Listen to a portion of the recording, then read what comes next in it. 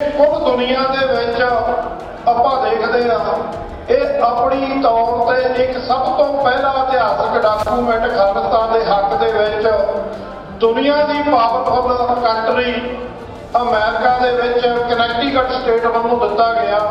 ਭਾਰਤ ਦੀ ਕੋਈ ਐਸੀ ਅਖਬਾਰ ਨਹੀਂ ਬਚੀ ਜਿਹਦੇ ਵਿੱਚ 29 ਅਪ੍ਰੈਲ 1986 ਦੇ ਐਲਾਨਨਾਮੇ ਦੀ ਵਾਰਤਾ ਦੀ ਗੱਲ ਨਾ ਹੋਵੇ। ਨਿਊਯਾਰਕ ਦੇ ਕੌਂਸਲੇਟ ਵੱਲੋਂ ਕਿ ਜੈਨੋਸਾਈਡ ਦੀ ਐਵੇਂ ਰੋਣਾ ਰੋਈ ਜਾਂਦੇ ਆ ਸਿੱਖ ਕੌਮ, ਇਹਨਾਂ ਦੇ ਤਾਂ 4 ਬੰਦੇ ਮਰੇ ਸਨ। ਚਾਰੇ ਦੇ ਵਿੱਚ ਉਹਨਾਂ ਨੇ ਇਹ ਵੀ ਐਲਾਨ ਕੀਤਾ ਕਿ 2025 ਦੇ ਵਿੱਚ ਅਸੀਂ ਹਿੰਦੂ ਰਾਸ਼ਟਰ ਬਣਾਵਾਂਗੇ ਭਾਰਤ ਨੂੰ। ਉਹ ਜੰਮ ਬਣਾਉਣ ਜਦੋਂ ਪੰਜਾਬ ਨੂੰ ਆਜ਼ਾਦ ਕਰਾਉਣ ਦੀ ਗੱਲ ਚੱਲਦੀ, ਖਾਲਿਸਤਾਨ ਦੀ ਗੱਲ ਚੱਲਦੀ ਆ, ਤਾਂ ਫਿਰ ਉਹਨਾਂ ਨੂੰ ਪ੍ਰੋਬਲਮ ਕਿਉਂ ਹੁੰਦੀ ਆ? ਅਸੀਂ ਇਹ ਵੀ ਗੱਲ ਕਹਿੰਦੇ ਆ ਕਿ ਕਸ਼ਮੀਰ ਭਾਰਤ ਦੇ ਕਬਜ਼ੇ ਦੇ ਵਿੱਚੋਂ ਆਜ਼ਾਦ ਹੋਣਾ ਚਾਹੀਦਾ ਆ।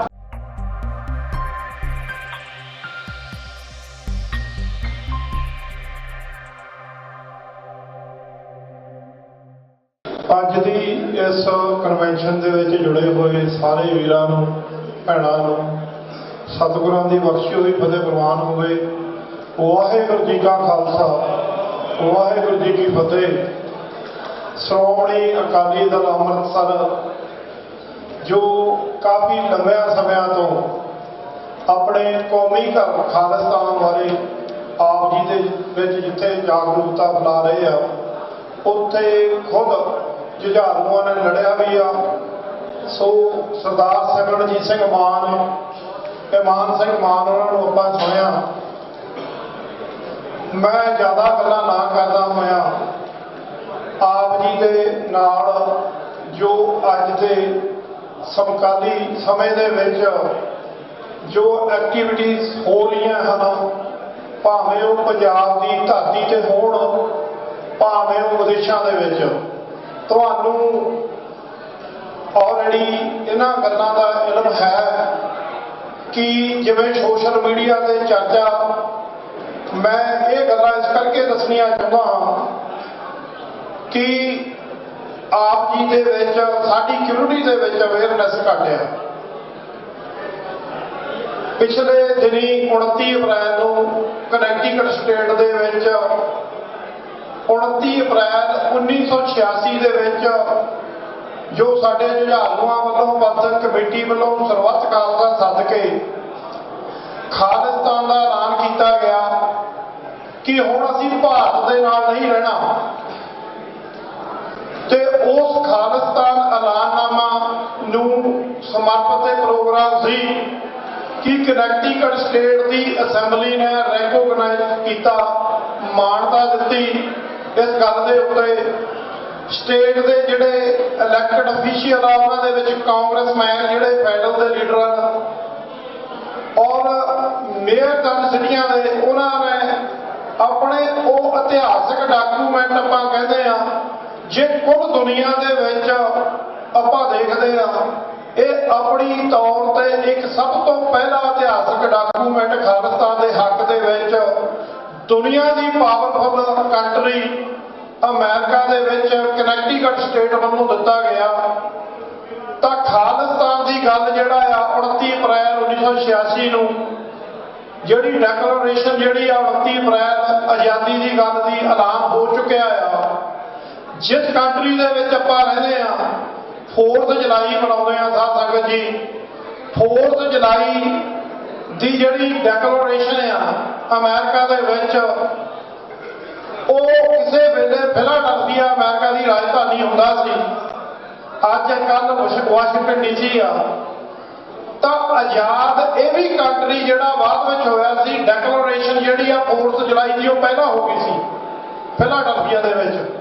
ਸੋ ਆਪਣੇ ਕੌਮੀ ਘਰ ਪੰਜਾਬ ਦੀ, ਖਾਲਿਸਤਾਨ ਦੀ, ਭਾਰਤ ਦੇ ਕਬਜ਼ੇ ਦੇ ਵਿੱਚੋਂ ਪੰਜਾਬ ਨੂੰ ਆਜ਼ਾਦ ਕਰਾਉਣ ਦਾ ਜਿਹੜਾ ਐਲਾਨ ਆ, ਉਹ 29 ਅਪ੍ਰੈਲ 1986 ਨੂੰ ਜੁਝਾਰੂਆਂ ਨੇ ਕਰ ਦਿੱਤਾ।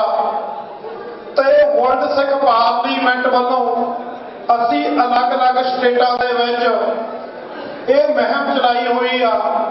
ਪਿਛਲੇ ਦਿਨਾਂ ਦੇ ਵਿੱਚ ਸਿੱਖ ਕੋਆਰਡੀਨੇਸ਼ਨ ਕਮੇਟੀ ਈਸਟ ਕੋਸਟ, ਅਸੀਂ ਇਹ ਮੁਹਿੰਮ ਚਲਾਈ ਹੋਈ ਆ ਜੋ ਜੈਨੋਸਾਈਡ ਦੇ ਬਿੱਲ ਭਾਵੇਂ ਉਹ ਪੈਨਸਿਲਵੇਨੀਆ ਸਟੇਟ ਹੋਵੇ, ਨਿਊ ਜਰਸੀ ਸਟੇਟ ਹੋਵੇ, ਕਨੈਕਟੀਕਟ ਸਭ ਤੋਂ ਪਹਿਲੀ ਸਟੇਟ ਆ ਜਿਹਦੇ ਵਿੱਚ ਰੈਜੂਲੇਸ਼ਨ ਜੈਨੋਸਾਈਡ ਦਾ ਵੀ ਪੈ ਚੁੱਕਿਆ ਆ।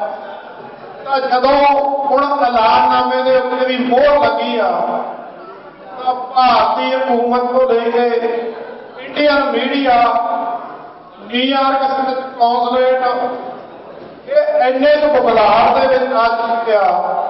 ਤੁਸੀਂ ਵਰਲਡ ਸਿੱਖ ਪਾਰਲੀਮੈਂਟ ਨੂੰ ਗੂਗਲ ਕਰੋ ਆਨਲਾਈਨ ਜਾ ਕੇ ਤੇ ਕਨੈਕਟੀਕਟ ਸਟੇਟ ਐਲਾਨਨਾਮਾ ਪਾ ਦਿਓ, ਇੰਡੀਪੈਂਡੈਂਸ ਡੇ 29 ਅਪ੍ਰੈਲ 1986 ਤੇ ਨਿਊਜ਼ਾਂ ਆਪਾਂ ਖੋਲ ਗਏ ਆ ਤੇ ਭਾਰਤ ਦੀ ਕੋਈ ਐਸੀ ਅਖਬਾਰ ਨਹੀਂ ਬਚੀ ਜਿਹਦੇ ਵਿੱਚ 29 ਅਪ੍ਰੈਲ 1986 ਦੇ ਐਲਾਨਨਾਮੇ ਦੀ ਵਾਰਤਾ ਦੀ ਗੱਲ ਨਾ ਹੋਵੇ।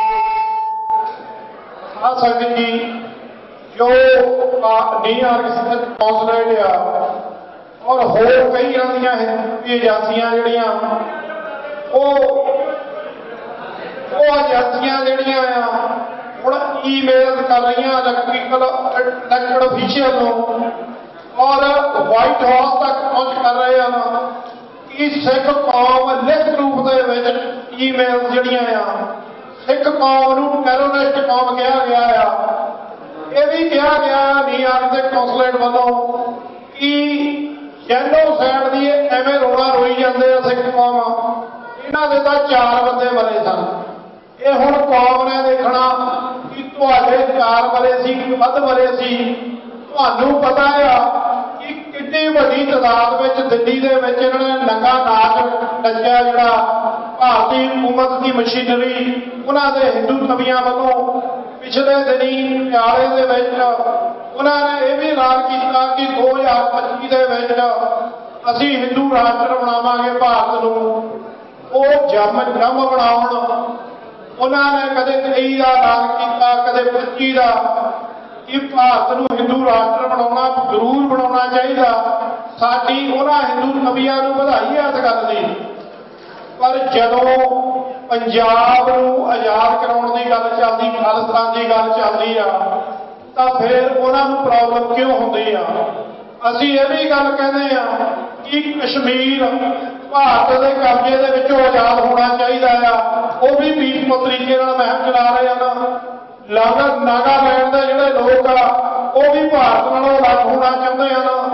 ਔਰ ਕਿਸੇ ਤਰ੍ਹਾਂ ਦਲਿਤਾਂ ਦੇ ਨਾਲ ਜੋ ਭਾਰਤ ਦੇ ਵਿੱਚ ਵਰਤੀਰਾ ਜਿਹੜਾ ਘਟੀਆ ਕਿਸਮ ਦਾ ਹੋ ਰਿਹਾ, ਉਹ ਵੀ ਪੰਜਾਬ ਨਾਲੋਂ ਅਲੱਗ ਹੋਣਾ ਚਾਹੁੰਦੇ ਹਨ। ਬੰਗਾਲ ਦੀ ਗੱਲ ਚੱਲੀ ਆ, ਉਹ ਵੀ ਆਜ਼ਾਦ ਹੋਣਾ ਚਾਹੁੰਦੇ ਹਨ। ਤਾਂ ਅਸੀਂ ਇਹ ਗੱਲ ਕਹਿੰਦੇ ਆ, ਉਹ ਸਾਰੀਆਂ ਸਟੇਟਾਂ ਜਿਹੜੀਆਂ ਆਜ਼ਾਦੀ ਮੰਗਦੀਆਂ ਭਾਰਤ ਕੋਲੋਂ, ਉਹ ਆਜ਼ਾਦ ਹੋਣੀਆਂ ਚਾਹੀਦੀਆਂ ਪੀਸਫੁਲ ਤਰੀਕੇ ਨਾਲ। ਹਿੰਦੂ ਰਾਸ਼ਟਰ ਵੀ ਬਣ ਜੇ। ਜੇ ਪਾਕਿਸਤਾਨ ਵਾਲਿਆਂ ਨੇ ਮੁਸਲਮਾਨ ਕੰਟਰੀ ਪਾਕਿਸਤਾਨ ਬਣਾਇਆ ਤੇ ਫਿਰ ਸਿੱਖਾਂ ਦਾ ਹੱਕ ਬਣਦਾ ਸੀ ਕਿ 95% ਤੋਂ ਵੱਧ ਕੁਰਬਾਨੀਆਂ ਦੇਣ ਵਾਲੀ ਕੌਮ ਅੱਜ ਆਪਣੇ ਕੌਮੀ ਘਰ ਤੋਂ ਵਾਂਝੀ ਆ। ਤੁਹਾਡਾ ਕੋਈ ਕੰਟਰੀ ਨਹੀਂ ਆ, ਤੁਹਾਡੀ ਕੋਈ ਗੱਲ ਨਹੀਂ ਸੁਣਦਾ। ਅੱਜ ਜਿਹੜੀ ਬਰੀਫਿੰਗ ਆ ਖਾਲਿਸਤਾਨ ਦੇ ਮੁੱਦੇ ਤੇ, ਜਿੱਥੇ ਉਹ ਕਨੈਕਟੀਕਟ ਸਟੇਟ ਨੇ ਮਾਨਤਾ ਦਿੱਤੀ ਆ, ਉੱਥੇ ਨਾਲ ਦੀ ਨਾਲ ਇਹ ਫੈਡਰਲ ਦੇ ਸਿਸਟਮ ਦੇ ਵਿੱਚ ਵੀ ਗੱਲ ਕਹੀ ਆ। ਵਾਈਟ ਹਾਊਸ ਤੱਕ ਜਿਹੜੇ ਆ ਉਹ ਭਾਰਤੀ ਹਕੂਮਤ ਅਪਰੋਚ ਕਰ ਰਹੀ ਆ ਕਿ ਇਹਨਾਂ ਖਾਲਿਸਤਾਨੀਆਂ ਨੂੰ ਨੱਥ ਪਾਓ। ਪਰ ਇਸ ਕੰਟਰੀ ਦੇ ਵਿੱਚ ਫਰੀਡਮ ਆਫ ਸਪੀਚ ਦੀ ਜਿਹੜੀ ਗੱਲ ਆ, ਇਸ ਕੰਟਰੀ ਦਾ ਜਿਹੜਾ ਤੁਹਾਨੂੰ ਅਲਾਓ ਕਰਦਾ ਸੰਵਿਧਾਨ ਕਿ ਤੁਸੀਂ ਆਪਣੇ ਧਾਰਮਿਕ ਰਾਜਨੀਤਿਕ ਮਸਲਿਆਂ ਦੀ ਗੱਲ ਇੱਕ ਪੀਸਫੁਲ ਤਰੀਕੇ ਦੇ ਨਾਲ ਕਰ ਸਕਦੇ ਹੋ, ਤਾਂ ਫਿਰ ਉਹ ਗੱਲ ਸਾਡੀ ਸੁਣੀ ਗਈ ਆ। ਪਰ ਉਹ ਕੰਟਰੀ ਦੇ ਲੋਕ ਜਿਹੜੇ ਹਮੇਸ਼ਾ ਝੂਠ ਬੋਲਦੇ ਆ, ਝੂਠ ਤੇ ਉਹਨਾਂ ਦੀ ਖੜੀ ਆ ਸਾਰੀ ਸਿਸਟਮ, ਉਹ ਤੁਹਾਨੂੰ ਇੱਥੇ ਤੁਹਾਡਾ ਸੰਘਾ ਜਿਹੜਾ ਆ ਉਹ ਘੁੱਟਣਾ ਚਾਹੁੰਦੇ ਆ ਕਿ ਆਪਣੀ ਪੀਸਫੁਲ ਤਰੀਕੇ ਦੇ ਨਾਲ ਇੱਥੇ ਗੱਲ ਨਾ ਕਰ ਸਕਣ। ਸੋ ਮੈਂ ਇੱਕ ਗੱਲ ਦੀ, ਇਸ ਗੱਲ ਦੀ ਵਧਾਈ ਦਿੰਦਾ ਹੋਇਆ ਤੁਹਾਨੂੰ ਸਾਰਿਆਂ ਤੋਂ ਮਾਫੀ ਚਾਹਾਂਗਾ। ਇਹ ਗੱਲਾਂ ਦੇ ਉੱਤੇ ਧਿਆਨ ਦਿਓ। ਅਸੀਂ ਵਰਲਡ ਸਿੱਖ ਪਾਰਲੀਮੈਂਟ ਵੱਲੋਂ ਇਸ ਮੁੱਦੇ ਦੇ ਉੱਤੇ ਬੜੀ ਸੰਜੀਦਗੀ ਦੇ ਨਾਲ ਅੱਗੇ ਕੰਮ ਕਰ ਰਹੇ ਹਾਂ। ਪਿਛਲੇ ਦਿਨੀ ਮੇਰੀ ਸਰਦਾਰ ਬੁੱਟਾ ਸਿੰਘ ਉਹਨਾਂ ਨਾਲ ਵੀ ਗੱਲ ਹੋਈ ਸੀ। ਸ਼੍ਰੋਮਣੀ ਅਕਾਲੀ ਦਲ ਅੰਮ੍ਰਿਤਸਰ ਦੇ ਨਾਲ ਅਸੀਂ ਮੋਢਾ ਨਾਲ ਮੋਢਾ ਲਾ ਕੇ ਠੋਕ ਕੇ ਖੜੇ ਆ। ਭਾਵੇਂ ਉਹ ਪਿਛਲੀਆਂ ਇਲੈਕਸ਼ਨਾਂ ਦੇ ਵਿੱਚ ਵੀ ਅਸੀਂ ਵੱਡੀਆਂ ਕਾਨਫਰੰਸਾਂ ਕਰਾਈਆਂ, ਔਰ ਅਸੀਂ ਆਉਣ ਵਾਲੇ ਸਮੇਂ ਦੇ ਵਿੱਚ ਵੀ ਸ਼੍ਰੋਮਣੀ ਗੁਰਦੁਆਰਾ ਪ੍ਰਬੰਧਕ ਕਮੇਟੀ ਦੀਆਂ ਇਲੈਕਸ਼ਨਾਂ ਵਾਸਤੇ ਭਾਵੇਂ ਅਕਾਲ ਯੂਥ ਹੋਵੇ, ਹਵਾਲਾ ਕਮੇਟੀ ਹੋਵੇ ਜਾਂ ਜਥਾ ਅਕਾਲ ਤਖਤ ਦੇ ਸਿੰਘ ਸਾਡੇ ਦਿੱਲੀ ਦੇ ਵਿੱਚ ਹੁਣ ਉਹਨਾਂ ਨੇ ਉੱਥੇ ਵੀ ਪ੍ਰੋਗਰਾਮ ਲਿਖੇ ਹੋਏ ਆ ਬੱਦੀ ਸਿੰਘਾਂ ਦੇ ਸੰਬੰਧ 'ਚ, ਅਸੀਂ ਸਾਰੇ ਸਿੰਘਾਂ ਨੂੰ ਪੰਜਾਬ ਦੇ ਵਿੱਚ ਸ਼੍ਰੋਮਣੀ ਕਮੇਟੀ ਦੀਆਂ ਇਲੈਕਸ਼ਨਾਂ ਬਾਰੇ ਅਵੇਅਰ ਕੀਤਾ। ਆਪਣੇ ਆਪਣੇ ਤੌਰ ਤੇ ਅਲੱਗ-ਅਲੱਗ ਖਿੱਤਿਆਂ ਦੇ ਵਿੱਚ ਉੱਥੇ ਜਿਹੜੀਆਂ ਸੈਮੀਨਾਰ ਹੋ ਰਹੇ ਆ, ਤਾਂ ਆਉਣ ਵਾਲੇ ਦਿਨਾਂ ਦੇ ਵਿੱਚ ਸਾਂਝੇ ਰੂਪ ਦੇ ਵਿੱਚ ਇੱਕ ਪ੍ਰੋਗਰਾਮ ਲਿਖਾਂਗੇ ਤਾਂ ਕਿ ਸ਼੍ਰੋਮਣੀ ਗੁਰਦੁਆਰਾ ਪ੍ਰਬੰਧਕ ਕਮੇਟੀ ਦੀਆਂ ਇਲੈਕਸ਼ਨਾਂ ਦੇ ਉੱਤੇ ਵੀ ਅਸੀਂ ਠੋਕ ਕੇ ਕੰਮ ਕਰ ਸਕੀਏ। ਪਰ ਇਹਨਾਂ ਗੱਲਾਂ ਦੇ ਉੱਤੇ ਤੁਸੀਂ ਸਾਰੇ ਜਣੇ ਆਪਣੀ ਤਵੱਜੋ ਰੱਖਿਆ ਕਰੋ। ਇੱਕ ਥੈਂਕ ਯੂ ਈਮੇਲ ਜਿਹੜਾ ਕੰਪੇਨ ਚਲਾਈ ਆ ਜਿਹੜੇ ਇਲੈਕਟਡ ਅਫੀਸ਼ੀਅਲ ਆ ਕਨੈਕਟੀਕਟ ਸਟੇਟ ਦੇ ਪੈਨਲ ਦੇ, ਉਹ ਤੁਹਾਨੂੰ ਲਿੰਕ ਸ਼ੇਅਰ ਕਰਾਂਗੇ। ਉਹਦੇ ਉੱਤੇ ਜਿੰਨੀਆਂ ਵੱਧ ਤੋਂ ਵੱਧ ਈਮੇਲਾਂ ਹੋਵੇ ਥੋੜ੍ਹੀਆਂ, ਕਿਉਂਕਿ ਭਾਰਤੀ ਹਕੂਮਤ ਦੇ ਕੌਂਸਲੇਟ ਤੋਂ ਲੈ ਕੇ ਕਈ ਇਹਨਾਂ ਦੀਆਂ RSS ਨਾਜ਼ੀ ਆਈਡੀਓਲੋਜੀ ਵਾਲੀਆਂ ਜਥੇਬੰਦੀਆਂ ਉਹਨਾਂ ਨੇ ਵੀ ਇਹ ਕੰਪੇਨ ਚਲਾਈ ਹੋਈ ਆ ਵੀ ਜਿਹੜੀ ਇਹ ਮਾਨਤਾ ਮਿਲੀ ਹੈ ਇਹਨੂੰ ਵਾਪਸ ਲਓ। ਇਹ ਗੱਲਾਂ ਬਹੁਤ ਸਾਰੀਆਂ ਕਰਨ ਵਾਲੀਆਂ, ਪਰ ਮੈਂ ਇਸ ਗੱਲ ਦੀ ਨਿਜਾਕਤ ਨੂੰ ਵੀ ਸਮਝਦਾ ਆ ਕਿ ਤੁਸੀਂ ਸਾਰੇ ਭਰਾ ਸਾਡੇ ਕਾਫੀ ਦੂਰ ਦਰਾਡੇ ਤੋਂ ਸਾਡੇ ਵੀਰ ਦੇਖ ਰਹੇ ਆ ਆਏ ਆ, ਦੂਜੀਆਂ ਸਟੇਟਾਂ ਤੋਂ ਕੈਨੇਡਾ ਤੋਂ ਵੀਰ, ਸਾਰਿਆਂ ਦਾ ਮੈਂ ਧੰਨਵਾਦ ਕਰਦਾ ਹੋਇਆ। ਕਿਸੇ ਵੀ ਭੁੱਲ ਚੁੱਕ ਲਈ ਮਾਫੀ। ਤੇ ਆਓ ਅਸੀਂ 5 ਖਾਲਿਸਤਾਨ ਦੇ ਨਾਰੇ ਲਾਈਏ, ਜਵਾਬ ਜ਼ਰੂਰ ਦਿਓ ਜੀ। ਖਾਲਿਸਤਾਨ, ਖਾਲਿਸਤਾਨ।